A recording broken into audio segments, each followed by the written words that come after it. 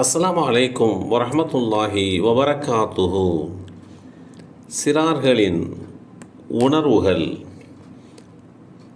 சஹல் பின் சஅத் அஸ்ஸாயிதி ரதியல்லாஹு அன்ஹு அவர்கள் கூறினார்கள், ஒரு முறை அல்லாஹ்வின் தூதர் ஸல்லல்லாஹு அலைஹி வஸல்லம் அவர்களிடம் ஏதோ பானம் கொண்டு வரப்பட்டது.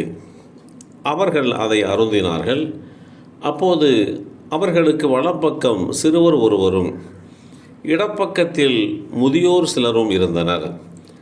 அல்லாஹுடைய தூதர் ஸல்லல்லாஹு அலைஹி வஸல்லம் அவர்கள் அச்சிறுவரிடம், இந்த பானத்தை அந்த முதியவர்களுக்கு வழங்க என்னை அனுமதிப்பாயா என்று கேட்டார்கள். அதற்கு அந்த சிறுவர், இல்லை, அல்லாஹ்வின் மீது ஆணையாக தங்களிடமிருந்து எனக்கு கிடைக்கும் இந்த நற்பேற்றை வேறெவருக்கும் நான் விட்டுத்தர மாட்டேன் என்று பதில் சொன்னார்.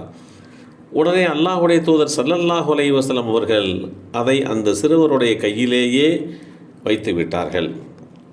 இந்த செய்தி ஸஹீஹ் முஸ்லிமில் 4130 என்ற எண்ணிலே பதிவு செய்யப்பட்டிருக்கிறது.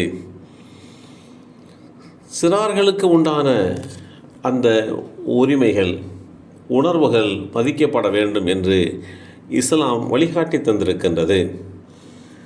அவர்களுக்கு இருக்கக்கூடிய எந்த ஒரு உரிமையாக இருந்தாலும் அதில் அவர்களோடு அவர்களுடைய கருத்தை அடிப்படையாக வைத்து அதற்கு பின்பாகத்தான் முடிவெடுக்க வேண்டும். அவர்களுடைய கருத்து ஒரு வகையில் அவர்களுக்கு பாதகத்தை ஏற்படுத்தும் என்றிருந்தாலும் அவர்களுக்கு முறையே அதற்குண்டான விளக்கத்தை எடுத்து சொல்லி புரிய வைத்து அதற்கு பின்பாக அவர்கள் சரி என்று ஒத்துக்கொண்டதற்கு பின்புதான் நாம் அதை தீர்மானிக்க வேண்டும். அல்லாஹுடைய தூதர் ஸல்லல்லாஹு அலைஹி வஸல்லம் அவர்கள் சிறார்கள் விளையாடி கொண்டிருக்கின்ற அந்த பகுதிக்கு செல்வார்கள். அப்போது சிறார்களை நெருங்கி வந்தபோது அவர்களுக்கு சலாம் சொல்வார்கள். இஸ்லாமிய காணிக்கையை எடுத்து சொல்வார்கள். அவர்களும் பதில் சொல்லிக் கொள்வார்கள். நாம் ஒரு உயர்ந்த அந்தஸ்தை பெற்றவர்கள் இருந்த போதிலும் கூட சிறார்கள் அல்லாஹுடைய தூதர் ஸல்லல்லாஹு அலைஹி வஸல்லம் அவர்கள் மூலமாக வழங்கப்படுகின்ற அந்த சலாத்தை செவிமடுத்த போது அப்படியே ஒரு விதமான புத்துணர்ச்சி அடைந்தவர்களாக காணப்படுவார்கள்.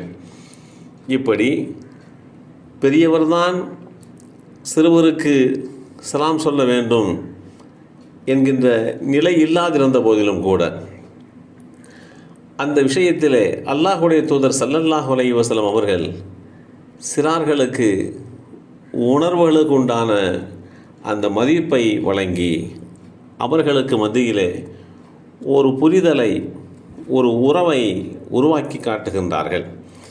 இப்படி படிப்பு ரீதியான உண்டான விஷயமாக இருந்தாலும் சரி, அவர்களை அனுமதிக்கக்கூடிய கல்விக்கூடங்களாக இருந்தாலும் சரி, அது சம்பந்தமான விஷயங்களை எடுத்து சொல்லி அந்த சிறார்களுடைய ஒப்புதலை, அவர்களுடைய உடன்பாட்டை பெற்றுக்கொண்டதற்கு பின்பாக அதை செய்தால் அது முறையாக இருக்கும்.